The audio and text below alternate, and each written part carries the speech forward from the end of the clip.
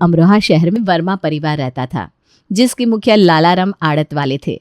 उनकी आड़त की दुकान पूरे अमरोहा शहर में मशहूर थी। उनके परिवार में उनकी पत्नी शांति देवी, बड़ा बेटा यश, मंझला बेटा प्रदीप और छोटा बेटा नवीन था। इसके अलावा उनकी 2 बहुएं भी थी। बड़ी बहू का नाम था गौरी और मंझली बहू का नाम था आनंदी। नवीन अभी कमा रहा था। रात के 11 बज गए हैं, नवीन कहाँ है? मुझे क्या पता, तुम्हारा बेटा है, तुम जानो। अकेले मेरे का ही बेटा है ना, उसमें आपका तो कोई हाथ नहीं है। अरे कहना क्या चाहती हो? मैंने कोई उसे जीपीएस ट्रैकर थोड़ी ना लगा रखा है जो मुझे पता होगा कि वो कहाँ है। आपसे ना बात करना ही बेकार है, आप बस लड़ना शुरू कर देते हो। मेरे कहने का मतलब है रात हो गई अभी तक आया नहीं, पता नहीं कहाँ घूमता रहता है। अरे वो अपने दोस्तों के साथ घूमने गया है, और फिर अभी कमा रहा है तो घूमेगा ही ना। शादी होकर तो खूंटे से बन जाएगा। अच्छा जी, आप खूंटे से बंधे हैं क्या? ऐसा ही समझ लो। शादी के बाद कितनी जिम्मेदारियां आ जाती हैं। सही कहा भैया ने। सीरियसली आप लोगों को लगता है कि लड़के शादी के बाद खूंटे से बनते हैं? सच पूछो तो खूंटे से तो बेचारी लड़कियां बनती है, क्यों मम्मी जी? हाँ बिल्कुल, हम लड़कियां तो शादी से पहले और बाद हमेशा खूंटे से ही बंधी रहती हैं। अरे जाओ जाओ, हमारी खोपड़ी पर चढ़कर जो तुम तांडव करती हो उसका क्या? उन लोगों की बहस बढ़ती चली गई और तभी नवीन घर वापस आ गया। और इसीलिए मेरा शादी करने का मन ही नहीं करता। मैं ये महाभारत नहीं कर पाऊंगा। अरे बेटा तू आ गया? हाँ आ गया, और आप लोगों की लड़ाई भी देख ली। अरे ये कोई लड़ाई थोड़ी ना है देवर जी, ये तो बस अनबन है। और इस अनबन का क्या मज़ा है वो आप शादी के बाद ही समझ पाओगे। मुझे नहीं समझना। अरे ऐसा मत बोल बेटा, हम तो तेरे लिए लड़की देखना शुरू करने वाले हैं। अच्छा तो करो, मैं तो एवर रेडी हूँ। भाई मैं मजाक कर रहा था ताकि आप लोग जल्दी करो। बहुत नटखट है तो। नवीन की शादी की बात सुनकर सबसे ज़्यादा खुशी गौरी और आनंदी को हुई, क्योंकि उन दोनों की कामचोरी बढ़ती ही जा रही थी। अगले दिन सुबह की तैयारी में रात को शांति देवी ने अपनी दोनों बहुओं को बुलाकर समझाया। सुनो गौरी, आनंदी, कल सुबह जल्दी उठ जाना, घर की सफाई करनी है, कुछ मेहमान आ रहे हैं। जी मम्मी जी। हाँ मम्मी जी, सब हो जाएगा, आप चिंता मत करो। दोनों ने बड़ी आसानी से हाँ तो कह दिया, लेकिन मन ही मन सफाई के ख्याल से ही बोर हो गई। बहरहाल रात को सब सो गए। सुबह हुई, लेकिन दोनों बहुओं का कहीं पता ही नहीं। शांति देवी जब गौरी को उठाने गई तो, गौरी तू अभी तक पड़ी सो रही है, उठ जा। अरे मम्मी जी, मुझे लगा आनंदी उठ गई होगी। क्या? तूने उठने के बजाय ये सोचा कि कोई और उठेगा? चल उठ।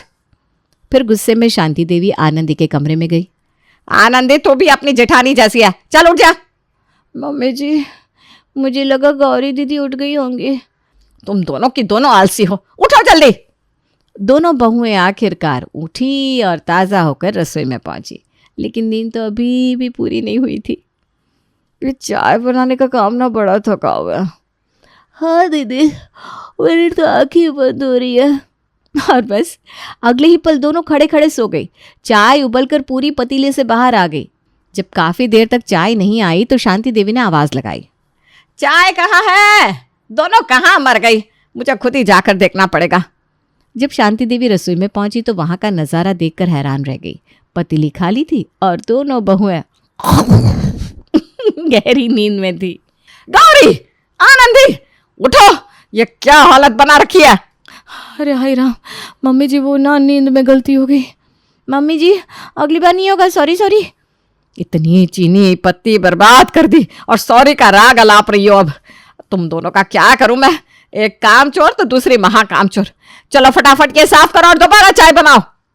शांति देवी ने उन्हें खूब फटकारा और फिर चाय पीने के बाद सफाई करने को कहा, लेकिन सफाई में भी बहुएं अपना आलस दिखाने से बाज नहीं आई।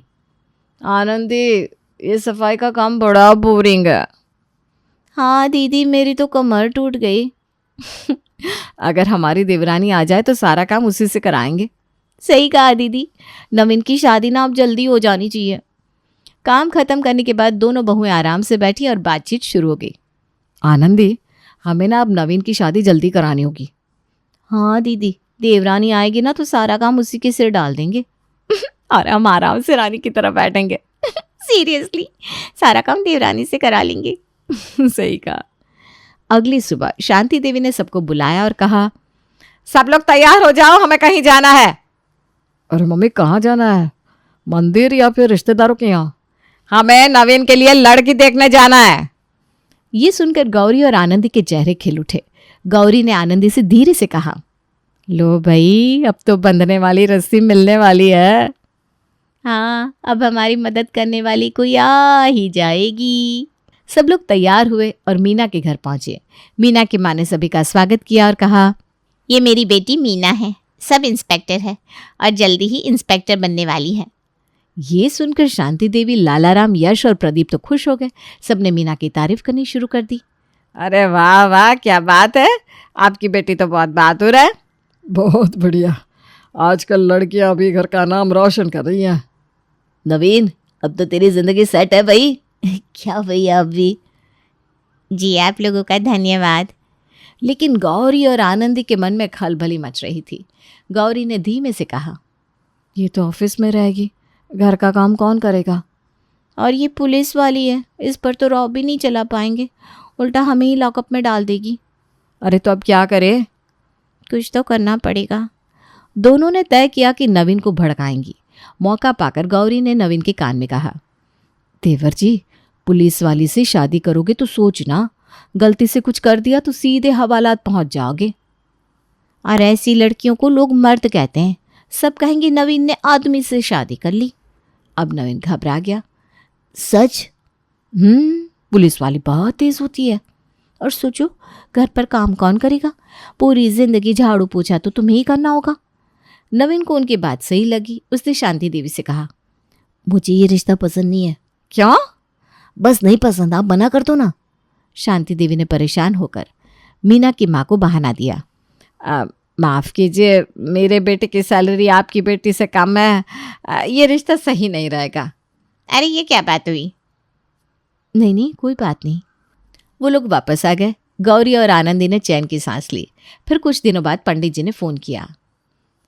शांति देवी जी नमस्ते, एक अच्छा रिश्ता है, आज आ सकते हैं क्या आप लोग? हाँ हाँ बिल्कुल, कहाँ आना है बताइए। सब लोग रेस्टोरेंट में मिल लीजिए। ठीक है, शाम को 5 बजे आते हैं।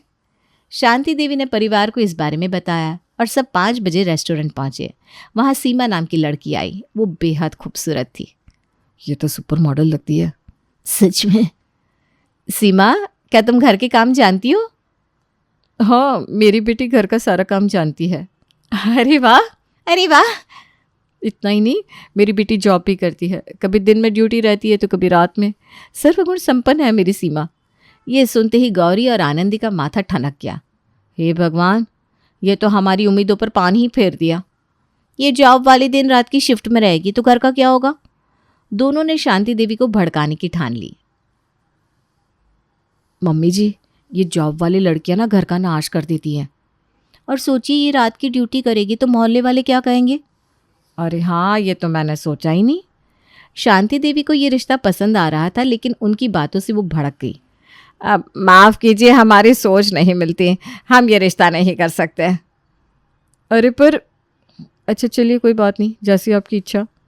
रिश्ता खत्म होते ही गौरी और आनंदी ने चैन की सांस ली। उन्होंने सोचा कि उनका काम कुछ और दिन के लिए टल गया। उनका प्लान था कि नवीन के लिए ऐसी लड़की ढूंढे जो उनके इशारों पर नाचे। कुछ दिनों बाद शांति देवी के घर उनकी पड़ोसन संगीता आई। हमेशा की तरह वो हंसी मजाक करने लगी। अरे दीदी, घर में कोई त्योहार है क्या? सब ऐसे मुंह बनाए बैठे हैं जैसे मटके में खट्टा दही रखा हो। अरे नहीं, बस जिंदगी ऐसे ही चल रही है। संगीता ने गौर किया कि शांति देवी बहुत सीरियस लग रही है। उसने पूछा, दीदी कुछ हुआ है क्या? आपकी ये चुप्पी तो बिल्कुल भी नहीं जचती। अब क्या बताऊं संगीता, नवीन के लिए कोई अच्छी लड़की नहीं मिल रही। 2 रिश्ते आए लेकिन दोनों में कुछ न कुछ कमी निकल आई। अब तो मन उदास हो गया है। अरे दीदी, अगर आपकी अनुमति हो तो मैं एक लड़की का नाम सुझाऊं? हाँ ज़रूर। कौन है वो लड़की? मेरी सहेली की बेटी तारा, बहुत सुंदर और संस्कारी है। आप मिलेंगी तो खुद मान जाएंगी। शांति देवी के चेहरे पर खुशी लौट आई। तुम सच कह रही हो? तो उन्हें मेरे घर बुला लो प्लीज़।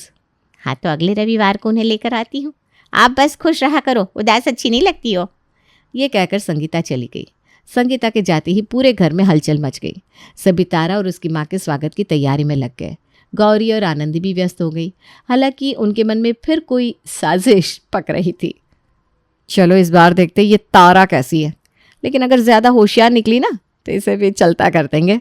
हाँ दीदी, हमें तो ऐसी देवरानी चाहिए जिससे हम सारा काम करा सके, कोई ओवर स्मार्ट आंटी नहीं। हाँ हाँ, एक बार आने दो ऐसी लड़की, फिर अपना काम भी देवरानी से ही करा लेंगे। रविवार आया और साथ ही आई संगीता अपनी सहेली और उसकी बेटी तारा को लेकर। तारा बेहद सुंदर, संस्कारी और हंसमुख थी। लाला राम ने तारा को देखते ही कहा, अरे वाह, ऐसी लड़की तो कहीं ढूंढे से भी नहीं मिलेगी। क्या खाकर पैदा किया है इसे आपने? अरे भाई साहब, क्या आप भी। तभी गौरी बीच में बोली, तारा जी, क्या आप घर के कामकाज जानती हैं? जी दीदी, खाना बनाना, सिलाई बुनाई सब आता है। ये सुनकर गौरी और आनंदी मन ही मन बहुत खुश हो गई।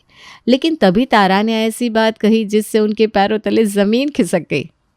लेकिन एक बात पहले ही साफ कर दूं, मैं फॉरेस्ट ऑफिसर हूँ। मुझे 6 महीने जंगल में और 6 महीने अपने घर पर रहना होता है। ये सुनकर गौरी और आनंदी के होश उड़ गए। गौरी ने आनंदी से धीरे से कहा, ये तो बड़ा ही अनोखा मामला है। 6 महीने जंगल में रहेगी तो घर का काम कौन करेगा? ये संगीता चाची पागल है जो इसे उठा लाई। हद हो गई भाई। दोनों ने तुरंत साजिश रची। मौका पाकर उन्होंने लालाराम और शांति देवी को अंदर बुला लिया। फिर यश और प्रदीप को कुछ लाने के बहाने बाहर भेज दिया। नवीन को भी कुछ खास काम से अपने रूम में भेज दिया।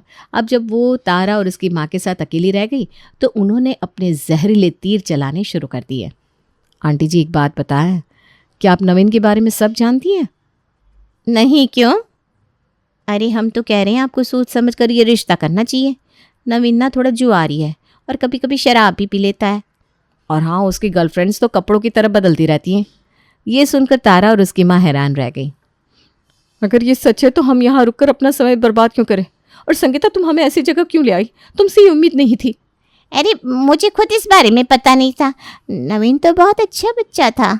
आप लोग सोच लीजिए, कोई जल्दी नहीं है। अरे सोचने जैसा कुछ नहीं है, हम जा रहे हैं। चल तारा। वो तीनों तुरंत वहाँ से निकल गई। जब शांति देवी, लालाराम और नवीन वापस आए तो उन्होंने पूछा, तारा और उसकी माँ कहाँ गई? अरे क्या बताएं मम्मी जी, वो बोले कि उन्हें नवीन पसंद नहीं आया और बस ये बोलकर चली गई। ये सुनकर सभी हैरान और उदास हो गए। पता नहीं मेरे लिए सही लड़की कब मिलेगी। तो उदास मत हो बेटा, अगली लड़की जो भी मिलेगी वो अच्छी मिलेगी, तो फिक्र ना कर। बाहर सब उदास थे पर गौरी और आनंदी अंदर जाकर ठहाके लगाने लगी। चलो, एक और मुसीबत टल गई। आप जल्दी से ऐसी लड़की ढूंढो जो हमारे इशारों पर नाचे। हाँ दीदी, बस किसी सीधी सादी को ले आओ, फिर अपना काम भी देवरानी से करा लेंगे। एक हफ्ता गुजर गया और फिर एक दिन नवीन के मंगल चाचा घर आए और आते ही अपने ठहाकों के साथ बोले, अरे भाई, मेरे भतीजे की शादी तय हुई या मैं खुद जाकर कोई ढूंढूं? अरे चाचा जी, आप ही तो हमारे संकट मोचक हैं। बताइए, आपके पास कोई अच्छी लड़की है क्या?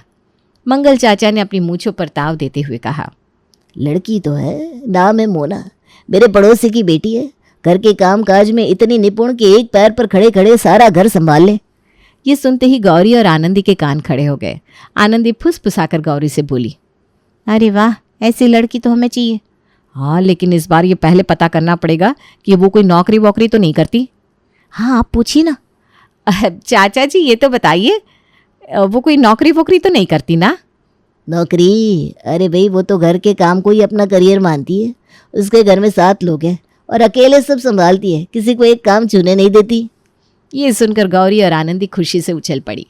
फिर तो देर किस बात की, जल्दी से मुलाकात करवा दीजिए। नवीन से ज्यादा एक्साइटेड तो तुम लग रही हो गौरी। शादी उसकी हो रही है, तुम्हारी नहीं। अरे क्या मम्मी जी, आप भी। देवर की शादी होगी तो भाभी ही एक्साइटेड होगी ना, पड़ोसन तो नहीं। सही बात, सही बात। अगले रविवार को सभी मोना के घर गए। मोना सचमुच बहुत खूबसूरत और संस्कारी थी। उसने सबके पैर छूकर स्वागत किया। गौरी और आनंदी ने राहत की सांस ली। देखो, यही हमारी परफेक्ट देवरानी है। घर का काम करेगी और हम आराम करेंगे। बिल्कुल, आखिर परफेक्ट देवरानी मिल ही गई। किसी ने सच्ची कहा है, ढूंढने से भगवान भी मिल जाते हैं। तुम दोनों आपस में खुसुर पुसुर करती रहोगी या मोना से भी बात करोगी? जी जी कर रहे हैं ना माँ जी। नवीन और मोना के परिवार में अच्छी खासी बातें हुई और आखिरकार मोना और नवीन की शादी तय हो गई। पंडित जी ने 1 महीने के बाद का ही मुहूर्त निकाल दिया और फिर उनकी शादी बड़े धूमधाम से हो गई। जब मोना ससुराल आई तो गौरी और आनंदी ने उसका बहुत प्यार से स्वागत किया। लो भाई, हमारी नई देवरानी आ गई। अब घर के सारे काम मोना के जिम्मे। हाँ, और हम बैठे बैठे बस राज करेंगे। अरे कुछ तो शर्म करो, अभी उसने घर में कदम भी नहीं रखा और तुम लोग। अरे मम्मी जी, हम मजाक कर रहे हैं। जेठानी देवरानी का तो मजाक का ही रिश्ता है। आपको याद है जब मैं आई थी तो गौरी दीदी ने मेरी कितनी टांग खींची थी? हाँ हाँ, याद है याद है। फिलहाल मोना का स्वागत अच्छे से हो गया। फिर सब थक हार कर सोने चले गए। अगली सुबह मोना सबसे पहले उठ गई। ये देखकर गौरी और आनंदी खुश हो गई। देखा, हमारी मेहनत रंग लाई। ये उठ भी जल्दी गई, अब ये किचन भी संभालेगी। दीदी आप लोग नाश्ता बना लो, तब तक मैं नहा लेती हूँ। हैं? ये क्या? ये सुनकर दोनों का चेहरा उतर गया। लेकिन उन्होंने सोचा चलो पहला दिन है, आज बना लेते हैं। गौरी और आनंदी ने नाश्ता बनाया। जब तक मोना नहाकर और पूजा खत्म करके आई, दोनों थक कर चूर हो चुकी थी। हमने सोचा था देवरानी से काम करा लेंगे, उल्टा देवरानी ने हमसे काम करा लिया। अरे कोई बात नहीं, ये बस एक दिन की बात है आनंदी।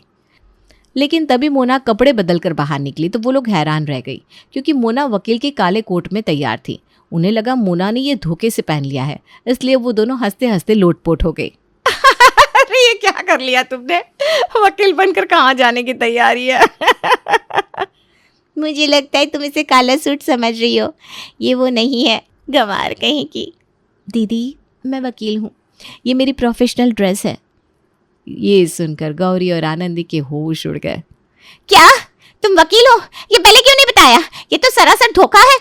धोखा नहीं है, मैं जानता था, क्योंकि मैं मोना को पसंद करता था और मैं ये भी जानता था अगर मैंने ये पहले बता दिया तो आप दोनों फिर से कोई चाल चल देंगी।